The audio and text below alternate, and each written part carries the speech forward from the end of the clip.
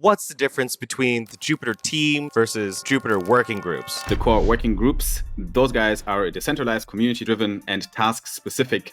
Let's call them task force. There's the core working group, basically for DAO operations. There's the uplink working group for content creation. There are the cadets for the community. So these guys are Jupyter working groups, decentralized, community-driven, and task-specific. Then on the other side, you have the core team, and their job is literally that. They need to push product forward, make sure the product works, make sure swap works, perps work, and all the things that are being building out. The Jupyter team itself, they have full autonomy to hire whoever the hell they want to. And that comes from 280 million Jupe that's being fronted by Meow as a part of the Meow 2030 lock-in proposal. And so you have corporate efficiency there, right? Like, we don't need community approval to decide what engineers or people that we want to hire for Jupyter. That just makes no sense, right? So obviously they need the flexibility to be able to hire who they need to hire, and they're going to use, in addition to salaries, but 280 million Jupe as incentives to get people who could build their own billion-dollar businesses to be building those billion-dollar businesses on Jupyter itself. And then you have the working groups. There's 100 million Jupe as well as 10 million USDC that's topped up every year. It's not like the goal is to spend all 100 million Jupe